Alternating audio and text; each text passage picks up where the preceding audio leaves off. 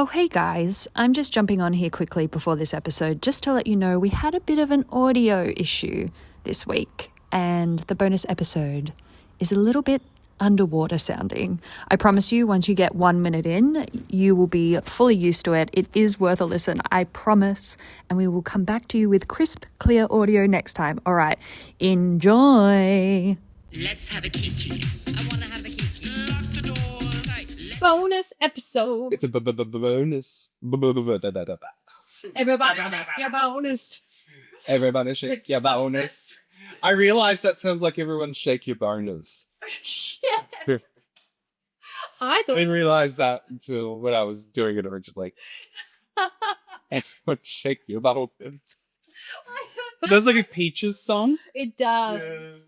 In my head, that you intended that. So, we have a bonus episode. We have a bonus question. Yes. Send in your questions. Ask us anything.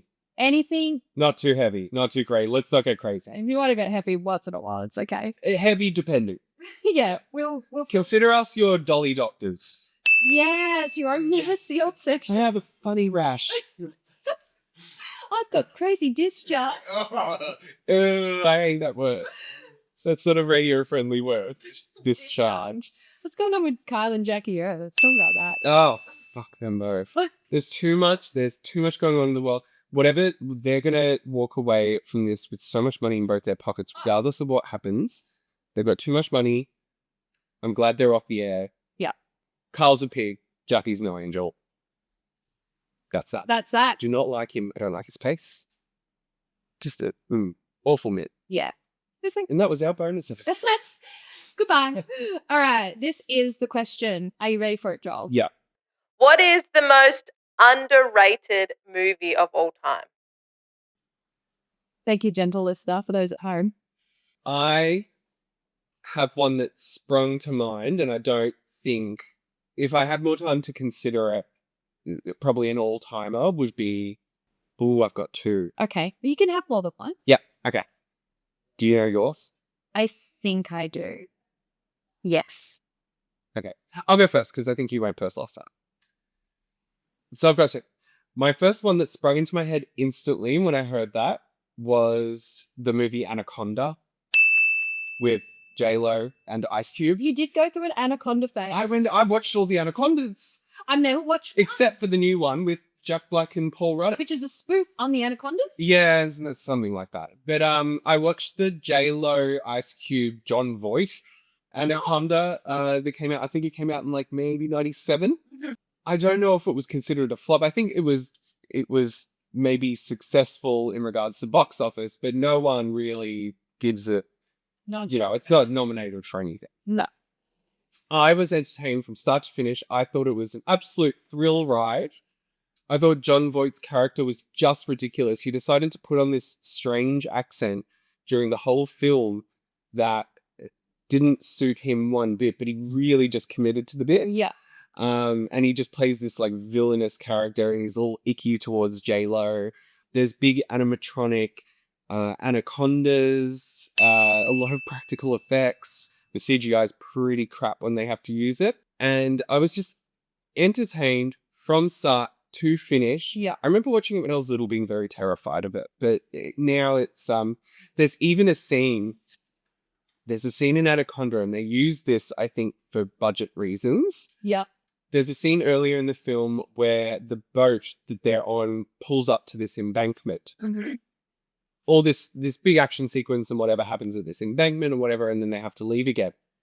Leaving the embankment, they just did the reverse shot of the boat pulling up, Yeah. and you can see the waterfall in the background going backwards.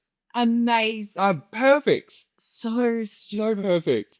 Yeah, who doesn't want to see J-Lo and Ice Cube's, saying sassy remarks to a giant animatronic snake? Yeah. So true. Yeah, Yeah. that's really good. My second one was Charlie's Angels Full Throttle. Yes. Another one that was probably successful at the box office, but my God, is it an entertaining show from start to finish? Yeah. You got your Demi Moore. So You got your OG girls here. It's Charlie Charlie. Charlie. You got Who's an underrated? Charlie. Right, girl? What's her name? Charlie's. No, No. I'm having a complete mind blank. Who are you thinking of? Cameron Diaz. Oh, I was like, Chaka. Whoa. those condom blue pills. Oh no. Cameron Diaz, Charlie Chaplin, Cameron Diaz, Drew Barrymore, Lucy Liu, the three OGs. The three OGs. Well, not the OGs, but the OGs, the new era. It is bright, it is colourful. You got cameos by Pink at a motocross, the motocross course. You got Shia LaBeouf when he was like a cute teen and not crazy and yelling at people in Rome. Yeah. Matt LeBlanc is in it, joeying all over the place. You got John Cleese playing Lucy Liu's dad. It's just so entertaining. There's set pieces all set to the Prodigy songs. Yeah. And you got Justin Theroux playing a really angry Irish man who's out of jail. Yes. And he is after Drew Barrymore's character, and he goes, what does he say? Give us the rings. Yes. And Give us the rings, Helen. Perfect. perfect. And I think the thing with the second one. Bruce Willis is in it. Sorry. Oh, yeah. Bruce Willis is in it. Demi Moore and him were famously divorced at the time, but Bruce Willis plays the president and Demi Moore glocks him in the head. Crazy. Give us the rings. Give us the rings. I think the thing with the second one is they lead it to the camp. First time they didn't do so as So campy. They break out into dance routine. You say it's so great. and it's just like there's some storyline things from the first one that don't really make sense in the second one, but they kind of just don't explain it. They're like, yeah, of course. Like this is the new Bosley, and he happens to be a black man who is related somehow. But yeah, because they took Bill Murray's Bosley into his family as like a foster. Yeah, it's like crazy. When really, there was tension on set in the first film between Bill Murray and Lucy Liu. Interesting. That's why I think he wasn't back for the second one. Oh, that's awesome. Heard it here. And that's kicking your ass. Honestly, I would pay money for you to just read all of the lines of all of the carry words. So good. How many stars? No, don't rate it. Just mark. Because I feel like Yeah, I think they're both underrated. I think, look, the gay community and Charlie's Angels Full Throttle. I mean, they know. this is our magnum opus. This is our Schindler's List. This is not Charlie's Angels Full Full Throttle. is the gay community's Schindler's List. Demi Moore running on the beach. Which she just jumps off the side of the building. Amazing. She flies. Right. Yeah. It's not possible. Yeah, it's so good. What was I? Creaky Thin Man. Pretty Thin Man is, yes, and he sniffs the hair. Yeah. Did you ever watch the new version? Yeah, terrible. I didn't ever see it. So. Terrible. It's so look, they dulled it all down. The color palettes, like the color grading or whatever, is all like really dull. They tried to make it edgy and more 007. The comedy doesn't land as well. I think Kristen Stewart did the best job in it. She was the more charismatic, which is very strange to say that Kristen Stewart is the most charismatic. The most charismatic character. But what they did to make it different, well, they thought they were making it different by making it like super duper like feminist sisters are doing it for themselves. But they were saying, yeah, this one's different because we're doing that. Whereas the Charlie's Angels with the Camerons and the Drews and that was full women empowerment. It was women in an action movie just absolutely kicking ass, owning it, like beating the hell out of all these men. Yeah. Like it still had that vibe. Yeah. Yeah. And it was just having a bit of fun. So they were trying to market the new Charlie's Angels as like this new era of like, yeah. But it just wasn't exciting. And the set pieces weren't very thrilling. They were like fighting in a rock quarry, so everything's like brown. Yeah. Dull. I saw it once and didn't enjoy it. But I will watch the Charlie's Angels Full Throttle anytime. Love it. Underrated. I don't know if I've got any that are underrated. I feel like all of the films that I love that I would watch again and again are just rated. People rate them. Yeah. But Human sensitivity. you know what, guys? We should all be watching human set. It's actually beautiful. It's a really touching tale. Just what you can They achieve. were touching tales. Touching in the tag. Yeah. This is a touching tag. Mhm. It's more so that I think it's probably got more cult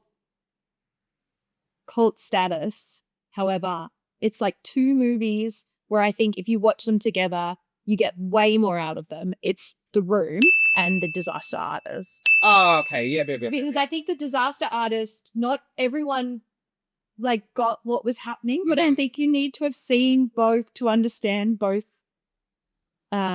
movies because they go hand in hand. So The Room was originally a crazy film that was completely self-funded by a man named Tommy Wiseau, who looks like a pirate and sounds like someone who's from like Gothic, like a Gothic island. Oh, hi, Mark. Oh, hi, Mark. Yeah. And he essentially created this film. I did not hear her. I did not. Oh, hi, Oh, hi, Mark. Mark. Oh, hello, dog.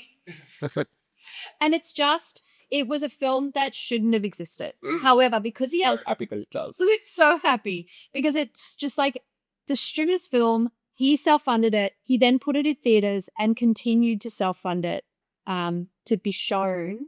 And then it kind of got this cult classic where people would go, and it was very like Rocky Horror of like you throw spoons at the, it would be like midnight showing, you go and throw spoons at like certain parts. Like there's this sex scene that goes on for far too long. And if you see Tommy Wiseau, it's not really the sexiest of scenes. It's very strange. Then many, many, many years later, a film called The Disaster Artist came. And it was about the making of this film. Yes. And a lot of the famous scenes are in this new film. And I think if you watch one and the other, is it James Franco? It's James Franco and Seth Rogen. brother Franco. Oh, David Franco. It's David and James Franco. Nice. This duo, right? That's the cast.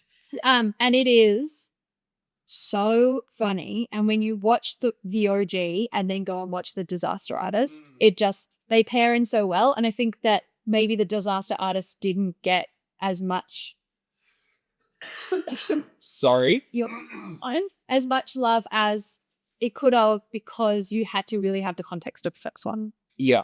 And I don't know how popular it was. It's just one that I'm like, we should be talking about this more. Another thing is any Christopher Guest film. Yes. Specifically, Waiting for Guffman. I feel like people don't talk about that one. No. Christopher Guest can play a gay man like no one else. Yes. And he is straighty. He's Best in Show. best in show. What's the one where they're trying to get the Oscar? Is it For Your Consideration? Yes. Yeah. Yep. And Mascots is him as well. Spinal Tap. Is Christopher Guest This Is Spinal Tap? Yeah. Right. Spinal Tap 2. Never seen it. Spinal I have to see it. Oh, Spinal Tap 2 made me giggle at the cinema. Yeah, great. It is a stupid film. There is absolutely no reason for it to be made, and it is 10 out of 10. So essentially, I feel like that could be your one, because I feel like that's really underrated, because I feel like the Spinal Tap sequel kind of flew under everyone's radar. So if you hadn't seen Spinal Tap, it is or any Christopher Guest film. They're mockumentaries, and Spinal Tap was a mockumentary about a band, and the songs are quite catchy, stupid lyrics. But the band, it seems like it's a real band, and when you're watching it, you're like, this could be a real band. When I was little, I used to think Spinal Tap was a real band. Yeah. Big bottoms. Then they made Spinal Tap 2, and the premise is they've all gone off and lived their lives, and then they come back for a reunion tour. Very Oasis, very that vibe. They don't like each other anymore. The band's broken up, but they're back together. And the running gag as well always is the drummer always dies. Oh, okay. And throughout the film, the second film, you go, is this drummer going to die? Because she is great, and she's so funny, and you will have to get to the end to find out. I have to watch the Spinal Taps this weekend. Yeah, the second one is the jokes in it are just dumb. It's one of those films where you go, I'm going to put this on, I'm going to have a laugh, And I'm going to see like in the second one, there's so many more cameos than the first. Yeah. Like, because everyone knows it. Like, there's so many big music cameos. So most of the movie is essentially improv as well. Yeah. So you'd be in these scenes, they don't know where they're going, and you can sometimes really see them laughing at each other. Yeah, I love that. And it's just, I think Spinal Tap 2 really should have got more flowers because it's just so dumb. And I think sometimes we just need a bit of a dark film. Yes, absolutely. I've got another one for you. It's Bob and Stuff. Like, of course. But that's your favorite movie of all time. I was going to say Barb and Star. It's my favorite movie of all time. But I feel like that's got like such a cult following. Like, the people who love People also love Bob. No. So I was going to say Barb and Star, but I felt like I'm just Spinal Tap. Okay, so everyone, your watch list. You've got Anaconda, the first one with Jennifer Lopez. You've got Charlie's Angels, the second one, Full Throttle with Demi Moore. You have The Room. And then With Tommy Wiseau. And then you've got The Disaster Artist with the Franco brothers. Just look, if you find the Franco brothers annoying like I do, just get that out of your mind. Honestly, watch. Yeah, this one, they're not annoying. I promise you that. Yeah. You've got This Is Spinal Tap. You got Spinal Tap 2. And you've got Barb and Star Go to Vista Del Mar. Which is a 10 out. 7 movies over 7 days. And we'll go. Like when you go to Blockbuster and you can get 7 weeklies. Please. Yeah. So you've got to get your weeklies on DVD. Yeah. Go sit down and watch them. And in a week's time, we will come back and you can tell us all about it. Yes. Fantastic. But yeah, so Thank you, listener. thank you, listeners. Yeah. Love, Chop and Phil. Yeah. We love a bit of a chit chat. All right. Well, until next time. Bye. Bye. You've been listening to an episode of Framed hosted by Joel and Steph. Now make sure you go and follow us on all of the socials, YouTube, TikTok, Instagram, at Framed the Podcast. Make sure you follow and tell one friend. Just one. Just one. Like we always say, just tell one friend. All right. Goodbye. Bye-bye.